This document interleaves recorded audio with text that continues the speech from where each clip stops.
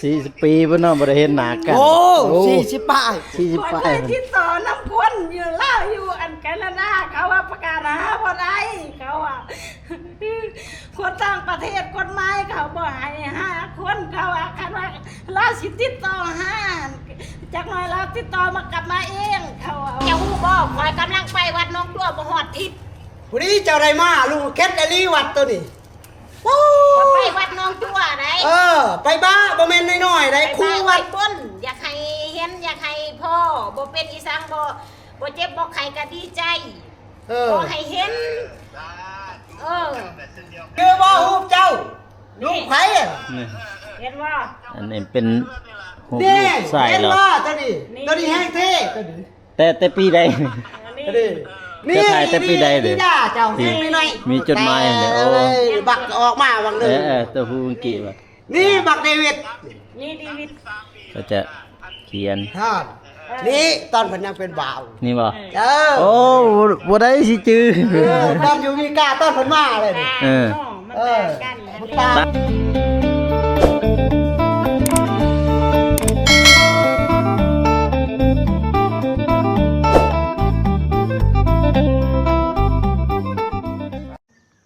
มาพี่น้องเอ้ยเนาะ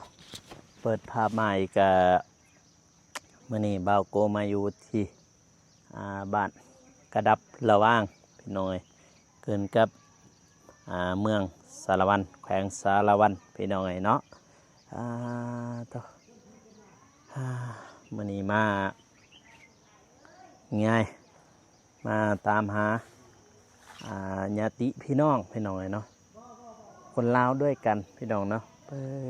ตัวบรรยากาศมันนี่ก็ดีเนาะพี่น้องเนาะก่อนอื่นก็กราบสบายดีและสวัสดีเด้อพ่อแม่พี่น้องเนาะเพราะว่าสิอยู่ภายในหรือว่าต่างประเทศก็ยินดีต้อนรับเข้าสู่ช่องเบาโก้ชนบทสปปลาวพี่น้องเนาะมื้อนี้เบาโก้ก็มาหาหรือว่ามาตามหาญาติพี่น้องเนาะคนลาวด้วยกันพี่น้องเนาะเพราะว่าตะกี้เพิ่นก็อยู่บ้านกระดับเมืองสารวันแขวงสารวันพี่น้องเนาะเพราะว่าเพิ่นเอาง่ายๆก็คือเต้เบากูบ่ทันได้เกิดเพิ่นเลยพี่น้องเนาะเพิ่นมาอยู่บ้านเพราะว่าเพิ่นเป็นคนบ้านกระดับเนาะบัดนี้แต่นั้นเพิ่นก็ไปอยู่ผู้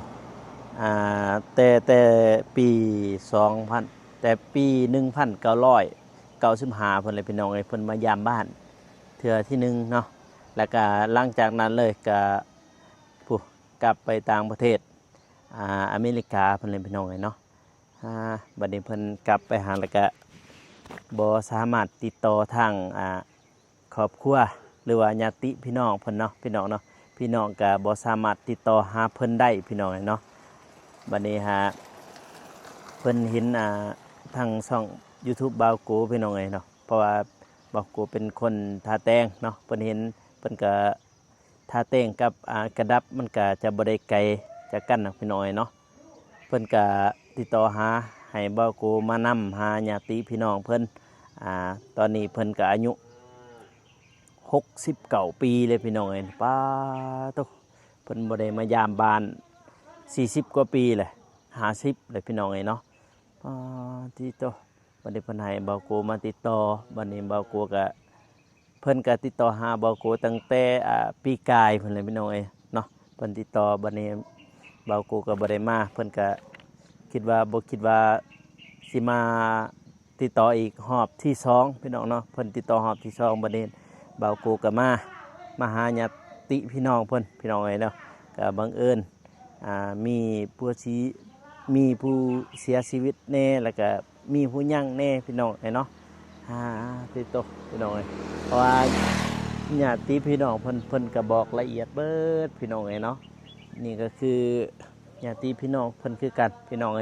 หลายอยู่ในบ้า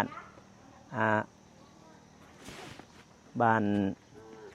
กระดับพี่น้องเนาะเพิ่นอยู่นี่ก็หลายอยู่พี่น้องเพิ่นนั่นติดต่อบอกกูก็เลยมาถามฮู้จักเพิ่นบ่เขาก็ฮู้จักหลายคนพี่น้อยเนาะป้าโตนี่ก็ได้เพราะว่าเพิ่นก็ บ่สามารถติดต่อที่แรกๆเนาะพี่น้องเนาะเพิ่นบ่สามารถติดต่อทางญาติพี่น้องเพิ่นติดต่อทางเบากูก็เลยมาหาพี่น้องเพิ่นพี่น้องเนาะอยู่บ้านกระดับระวางพี่น้องเอ้ยเนาะตัวเดี๋ยวไปเบิ่งคลิปตอนที่เพิ่นลมทรายกับญาติพี่น้องเพิ่นแล้วเนาะพี่น้องเนาะ40 ปีเพิ่นเนาะบ่ได้เห็นหน้ากัน โอ้40ป้าย 40 คน ปี ได้ติดต่อน้ำคนอยู่เล่าอยู่อันแคนาดาเขาว่าประกาศหาบ่ได้เขาว่าคนต่างประเทศกฎหมายเขาบ่ให้หาคนเขาว่าคันว่าเราสิติดต่อหาจักหน่อยเราติดต่อมากลับมาเองเขาเอา Facebook เจ้า Facebook เจ้า จะน้อยอารมณ์อย่างได้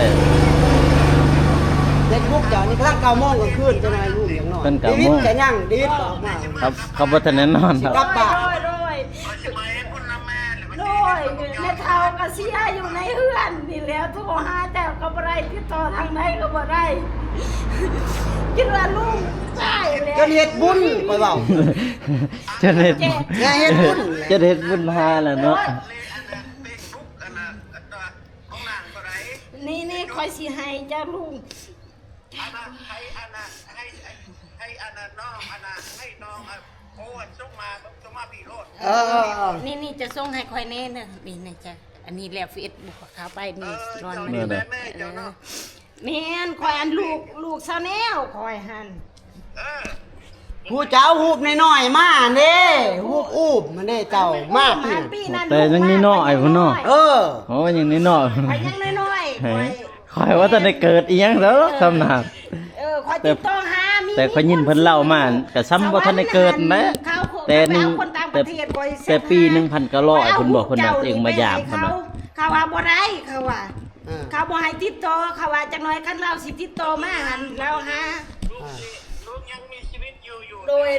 ยขอดีใจหลายขอได้ยินอีพ่อโทรมาขอให้เลย เอาแล้วมันเอาแล้ว โดย 3 เดือนหมดแล้วโอเคสิไปแก้ไขปัญหาต่าง โดย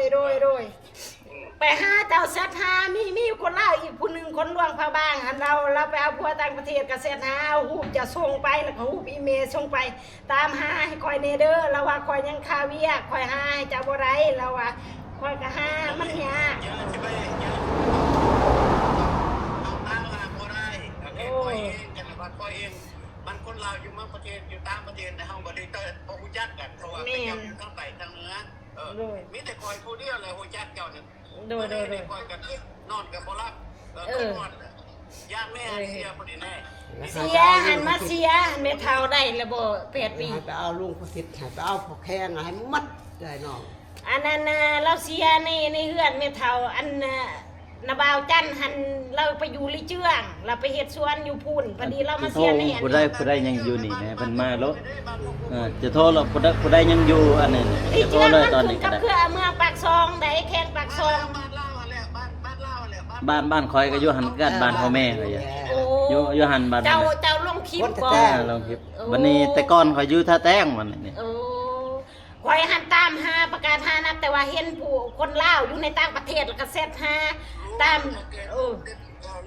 ติดต่อเล่ากันแล้วไปหาบ้านกระดับเด้อไปหาบ้านระวางเด้อพี่น้องไปอยู่หันคอแดง พออยู่กระดับเนี่ยไล่กว่าพนาบ้าน ผมบ้านเกิด บ้านเกิด วันนี้สิติดต่ออยู่บ้านระว่าง อั เดี๋ย น ว นี้ น่าจะ คอยขอบ มี ใจ คนนึง เล่า คน เพราะ น่ะ ว่าคนดีใจแห้งคนติดต่อหาเจ้านี่ ไปบึงคามมีพอไปบึงคามก็มีพี่น้องเราอยู่ต่างประเทศเราหูบเอาอย่างไปบ้าไปแก่บ้าไปบ้าวัดสะกอกสะแขนับแต่วัดตัวใดมันแค่ไปบ้ายานว่าลุงเชียร์ไปแล้วนะเลยเฮ็ดบุญเฮ็ดทานมาให้คันว่าบ่ทันตายให้เราโทรหาแน่อยากฮู้เออ แต่ปี1900พุ่นน่ะคอยว่าท่านได้เกิดอีกอย่างตอนน่ะ เออ เราตัวเองมายาม ชื่อซ้อนข่อย ส่งไปเลยบ่ นะส่งไปเลยทางนั้น ยศเอาเบิ่งเรื่องเดียวจะไปเอา มีตะวันให้เจ้าแคบส่งทางนี้จะเอาคนสิส่งให้ แล้วสิส่งให้พอเด้อทางนั้นเด้อ โอเคอันน่ะกูอ่ะ มีแต่ว่าให้เรา จะล่มน้ำนั้น มีแต่ว่าลุงจดแล้วก็ให้เพิ่นส่งหามาให้คอยใส่เฟซคอยก็ได้ อันน่ะเฮ็ดไปของหลาน เบอร์เพื่อนบ่ บ่เราสิส่งเงิน เบอร์เพื่อน โดยจังน้อยสิ เอาไปของเจ้าเอาไปของเจ้ามาหาลูกพี่ลูก คุณนะเบอร์เพื่อน เออเบอร์เพื่อนได้ ไปเบิ่งของเจ้าเนี่ยเป็นตัวอังกฤษบ่ ตัวลาวตัวไทยตัวไทย เฟซคอยบ่ตัวไทยมันจะเป็นแบบนี้ลุง เดี๋ยวค่อยสิอันนั้นส่งให้เพิ่นก็ได้ ไทยเนี่ยมันอยู่ของคอยเนี่ยมัน ตัวไทยมันของเขาของเรานี่จังได๋ ถ้าตัวลาวเนี่ยเข้าตัวลาว ตัวเราเขาบ่ เออ ตัวเราเขา เดี๋ยวค่อยสิพิมพ์ชื่อเฟซอันนั้นให้เราหับอยู่หั่นก็ได้ แบบนี้เราสิอันน่ะพิมพ์เขานั่น จดเลขเพื่อนเนาะ เรียกเพื่อนเฮา เลขเพื่อนเฮา เราสิโอนเงินมาไปเบิ่งคุณเลยเพื่อนแม่หันขอยสิเล่าให้ฟังปีนี้ เดี๋ยวจะบอกเลขบัญชีเจ้าให้เราเลย ปี บ่ได้ นี้หัน เรียกวันสิบ่ได้ บ่ได้ต้อง บ่ เบิ่ง ได้ กับธนาคารได้ตังค์ แม่น แม่หันปีนี้วัดปีลูกเอ้ย คนหอดเบี้ยง หาเบี้ยงหาเงินหาคำไปปัวตีนแล้วเราเจ็บตีนเราเจ็บตีนจนไปหอดเบี้ยงพุ่นไปซักยาเข็ม1 5แสนเข็มละปัวแม่ แม่เจ้าหันวะ แม่ขอยเจ็บตีนแห้งบัดเราเจ็บแล้วละไข้แล้วก็ไข้เน่เรากินยาเน่แล้วก็ไปหายาหาหวานมาทาเน่ นายอุ้มต้องวิ่ง แล้วก็มือเจะได้เฟซมืออื่นข่อยสิให้ละมาตอนแรกมืออื่นจะโทรประมาณนี้ก็ได้แล้วสิมาอยู่ ให้เจอได้เป๊ก พอดีประมาณ 7-8 โมงทางเฮาเนี่ยทางเราพอดีอันแจ้งมันนะ โอ้ พอดี6 โมงเช้าทางเรา7 โมงเช้า เจ้าประเภทแบบว่าถ่ายรูปอัน อ่า นั้นบ่แม่น เน บ่ อะแม่น โอ้ละเบิ่งข่อยหันข่อยหาใน TikTok ข่อยก็เมื่อยลูกเอ้ยถามเฟซผู้ใดหมู่ก็ว่าบ่ฮู้จักบ่เคยเห็นบ่เคยผ่านแนวว่ารูปเก่าจ้ะตอนนั้นยังเนาะจอยๆเนาะ แล้วคนจอยสูง เนอะ เดี๋ยวนี้ละคนอวดนาละคือปลาไม่ตื้มนี่นาละปลาไม่ตื้มกับลูกบ่ได้ปลาไม่ตื้มหันเป็นเบาหวานเดี๋ยวนี้ลูกบ่ได้ไปห้องหมอบดปีอันนั้นก็ดี ไอ้ตาไปถึงลูกให้ กล้เศร้ากล้าเด้ โอ้เป็นเบาหวานแล้ว เป็นเบาหวานเดี๋ยวนี้พากันป่วย เอายามาให้เราคอยมียาให้เราคอยจะไปเอายาให้เรา โดย เมื่อคอยยัดยามัดให้เรา โดยปานนี้นะบ่ฮะละเฮ็ดให้เอื้อยในนี่รหัส จะให้อุ้มแม่จะกินแม่จะให้คอย ยังอยู่กู้เพื่อน ยังพูดนี่รหัส มื้อแรงจะได้เพชรอันนั้นจะน้อยตอนแรกแล้วมา เรียกเพื่อนบ่เรียกที่เพื่อนนี่คนอันนี้รหัสอีหยัง เฮ้ยอยู่ทั้งนี่มันอยู่นี่คู่ นี่มัน ป่า เป็นแนวนี้นะฮะนี่จะไปเบิ่งในฝ่ายมันเป็นจังซี่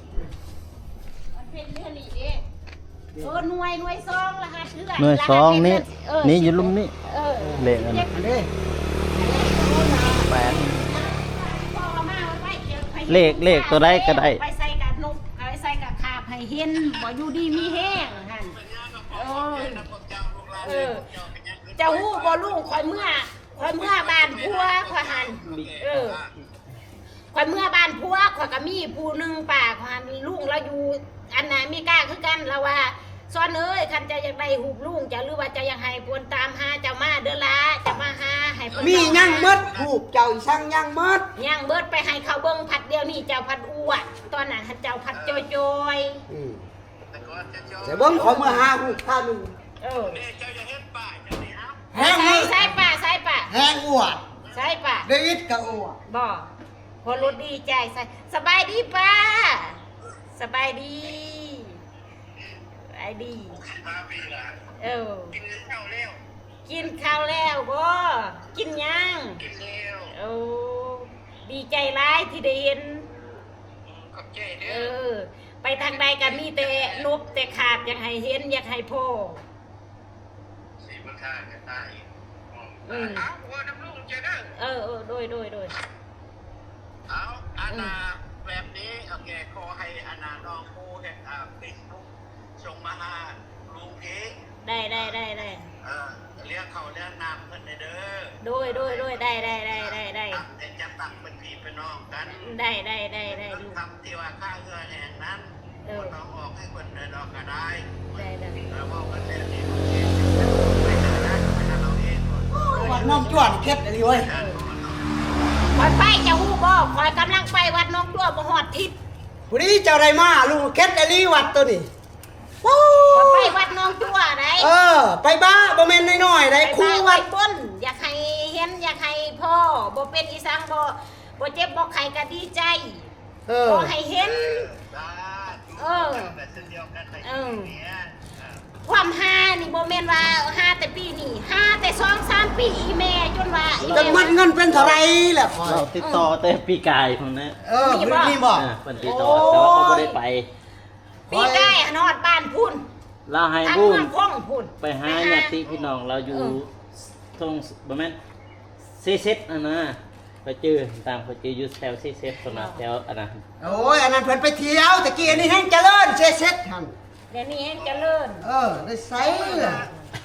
เดี๋ยวนี้ค่ะลูกอันนาพัวอันร้านนี่ไปเฮ็ดบนท่องเที่ยวอยู่สวยเซ็ตเฮ็ดเบิดแล้วค่ะเราหับนำเมซอนซีดาคน ลูกจะพ้นเลยเจ้าหัน ผู้เดียวผู้เดียวนี่ผู้เดียวนอนนี่ผู้เดียวกำลังได้กำลังเอากันมาที่นี่ได้ผู้เดียวนี่นอน ได้ไสนี่บักออกมาบักนึง คนสารวันคนสารวันคือกัน นี่ชื่อบ่ฮู้เจ้าลูกไผ นี่ เห็นว่า อันนี้เป็นหู นี่ ลูกใส่ เห็น เหรอ ว่าตัวนี้แห้งเท่ตัวนี้ แต่ปีใด นี่ จะถ่ายแต่ปีใดเด้อ นี่เจ้าแห้งหน่อย มีจดหมายอันเดียวโอ้ บักออกมาบักนึง ตัวฮู้อังกฤษว่ะ นี่บักเดวิด นี่ดีวิต ก็จะเขียน ฮอดนี่ตอนเพิ่นยังเป็นบ่าว นี่บ่ โอ้ โอ้บ่ได้สิจื้อ ตอนอยู่มีกาตอนเพิ่นมาเลยนี่ มันต่างกัน ต่างกันแล้วนี่ตอนนี้บ่แม่น20กว่าปีบ่ตอนนี้นี่ จังหวะเต้ ตอนนี้ผู้ดี60เท่า ลูกแม่คอยบอก นี่เดวิดดีด้าตอนเพิ่นเรียนจบ ตอนนี้ มา ลู ใหม่ กไปเด่นเมืองอินเวียลูกไปนันแมน มี เต็มเต คอยฮานา อิหมะ พ่อลูกตะแมวนี่มี5 คนยิ่งซอง น้องๆเบิ่ง าพวกตำรวจอยู่ปากเซ่ เมื่อคิดถึงอาย คอยเอาพวกซ ที่ทางไกล เอาผู้สร้างเฮือน ประเทศอเมริกา นี่ตัวนี้ตัวจริงตัวนี้บ่ได้ใช่แม่นี่ฮู้ไผนี่ แต่ละปีมอบให้น้องชาย ได้พิมพ์ มี ไว้ 5 คน อนุ ฮู้ตัวนี้นี่ไปหมดได้เลยจังพ่อฮู้เจ้านี่คนบ่ให้มึงครับเบิดนี่ ที่อยู่ ให้ห้าเบิด ต่างประเทศอเมริกา เพิ่นจะเบิ่งเพิ่นส่งมานี่ตอนร้าน อ๋อนี่ ใช่ ชงมาหมด ใช่แม่ ตัวนี้อยากคืออยู่ตัวนี้กับหน้าปกเหรอกับหน้าปกเหรอ นี่เท่าแล้ว นี่ประมาณได้อยู่30นี่ ไอ้สิ 30 จูมีแต่ว่าคันเห็นในเฟซก็มีแต่ว่าพลังแล้วนี่บ่จื้อดอก ลงเฟซบุ๊กอันนั้นมันต่อใส่อาดารูปทั้งหมดกันคือกันนั้นตัวนี้แหละรูปนี้แหละ โอ้ นี่ ลูกอาทิตย์ยังอยู่บ่ได้ จะโทรโลดผู้ใดอยู่ในบ้าน เรามีแต่นั้น มีแต่ว่ามืออื่นนะลูกมืออื่นมีนาเศร้ากา ลูกวันตั้งแต่ยังน้อย ก็มีนาเศร้าอางมีอีเมมีอันน่ะลุงโก้สิมาเว้าน้ำเจ้าขอจังสิโทรให้ เปิดติดต่อพวกเจ้าได้แล้ว หันแลเขาดีใจหลาย อันนี้เพิ่นสิพาให้เองบ่ให้เฮาเชียร์ช่างหมด ขอบมุกขอบใจคอยกติดต่อหาก็บ่จักสิติดต่อหาลุงเอ้ยถามไปกับหมู่ว่าบ่จักเลยต่างประเทศนี้ห้ามติดต่อถ้าว่าเขาคิดฮอดคิดถึงเขาสิติดต่อมาเองก็มีแต่ ไปบ้า ลาเลยเพราะว่าเจ้าผู้จักผู้ใดต่อผู้ใดบางคน แม่น ว่าลูกนี่ยากก็บ่ชูเดี๋ยวนี้เหล้าก็บ่ได้กิน แม่นบ่ ลูกนี่เฮ็ดเวียกมีแต่เฮ็ดเวียกเดี๋ยวนี้ก็เฮ็ดบ่ได้เฮ็ดแล้วเวียกก็แต่2-3 ปีแล้วแต่ก่อนน่ะมีแต่เฮ็ดเวียกจนว่า คอยสิทายให้แม่คอยเบิ่งโอ้ยแม่คอยสิได้ให้แล้วเราแห่งนบแห่งขาบคู่มืออยู่ ยังไงคือเฮ็ดบุญหาเนาะเป็น เพิ่นเฮ็ดบุญ หาเลยได้จนเราว่า อ้ายน้องบ่มีไผดอกมีแต่คอยนี่เฮ็ดบุญเขาบ่จักดอกคอยเฮ็ดบุญ ไปหา น้องเอ้ยอุ้มเอ้ยจะบ่ต้องวางสิมาเมื่อหาเจ้า โอเค มาเป็นจัง ได้ไหม เสียคิดในใจซานนี่สิบริพ่อลุงเลยได้เนี่ยว่าตอนลุงมากพอยังน้อยเนาะกำลังเกิดได้กำลังนั่งเนาะ เจ้ายังบ่ทันได้ย่างสับ แมนพอได้ยินแต่อีเมลเราว่าเราอุ้มเจ้าเราหา เจ้าอัน หู คุ บ ณอ้วน โต อ้วน อุ้มมันนี่เจ้าหูบมานี่ ตัวอ้วนอ้วนคอยอันแรกคือเพราะว่าคอยอยากเห็นดี ก็โทรหาแล้วมัน ได้ดู ฮัลโหล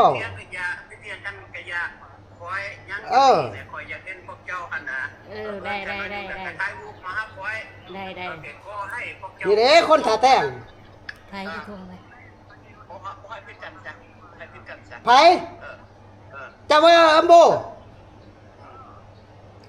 เจ้ามืออื่นให้เจะลงมาพี่เด้อเสาเรียวเอาเพชรบุ๊กให้แล้วเขาให้มาร่วมกันมัดมืออื่นนี่ อื่นเราอ่ะ นี่ปากน้ำเล่าอยู่นี่มืออื่นมามัดนับแต่แม่วือให้มามัดนี่ปากน้ำเล่าอยู่นี่ประจันโทรมาหาเจ้านี่ฮะ นั่นเขาบอกได้ยินแต่เสียงอะไรมืออื่นให้มาเบิดคอยนัดแล้วขอยเอาเฟซเราแล้วมีแต่ละว่าให้มานัดมาร่วมกันอยู่ในหานคอยแล้วก็เล่าสิโทรหา7-8 โมงพอดีพอดีมาเบิดคอยสิโทรหาเบิด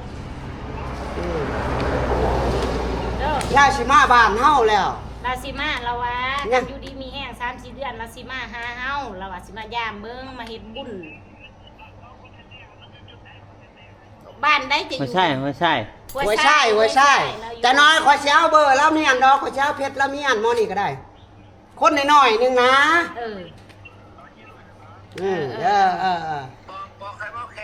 แต่พอแย่งกันยังหมอแข้งกันยังมัด ย่างเบิดดีใจมีแต่ว่าพวก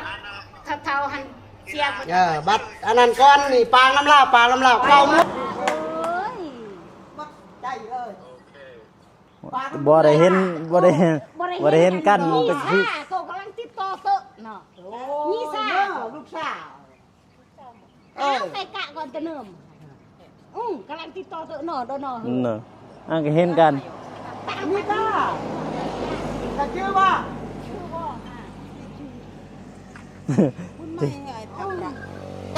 กันชั่ว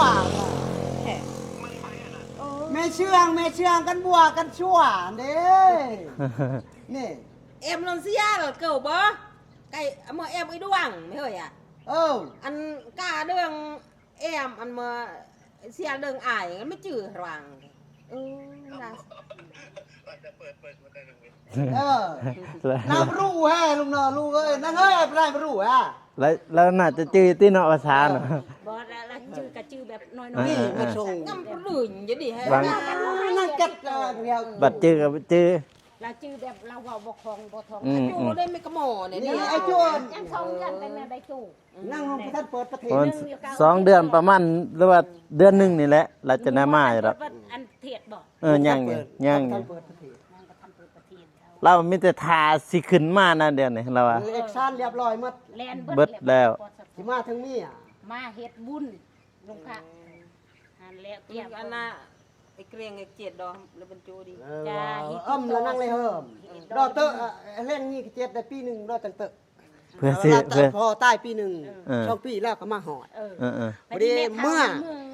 วันนี้ติดต่อกันบ่ได้เลยวัน ต่อ นี้ กันบ่ได้เลย mưa Bani. bó bữa đây xì mưa hưng nhằng bò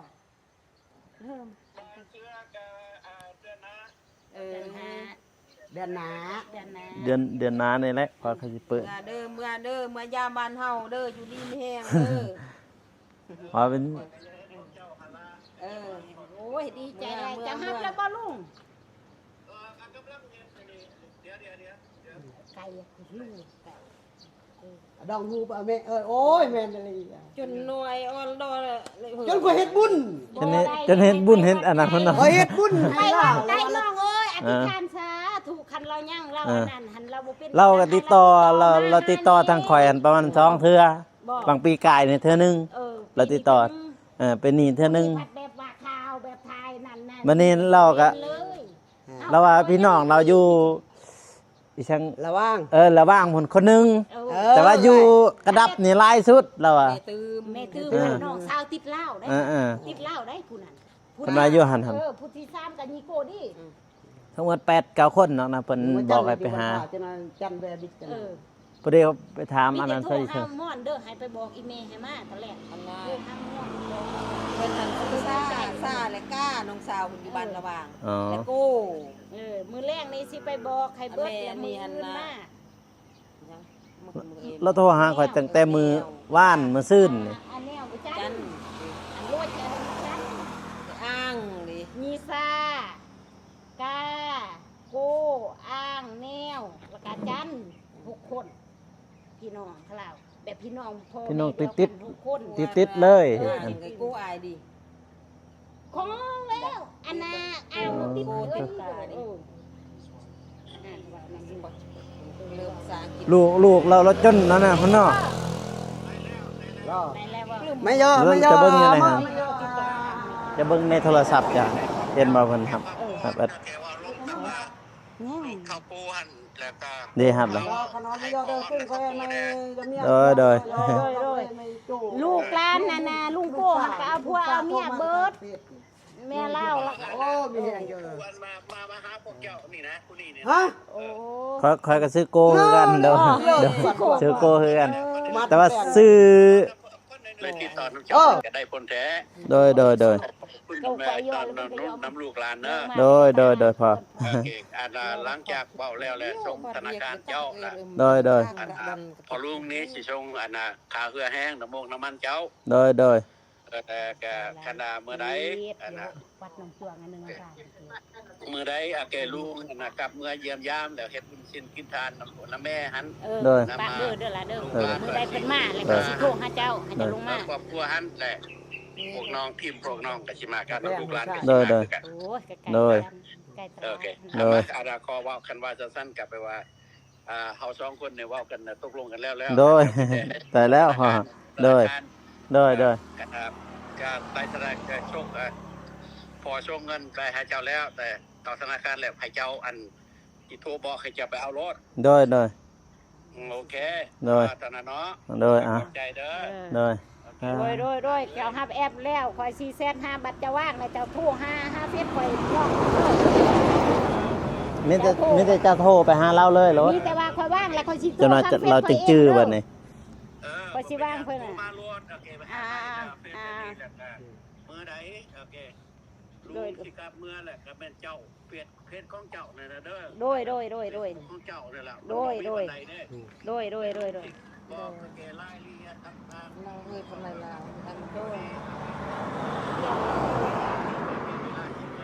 จักเมื่อไหร่จะโมงสิฮอดนั้นวันนั้นแหละก็ให้บอกพ่อเจ้าเรือเจ้ามาครับ โดย ลงก็ได้ โดย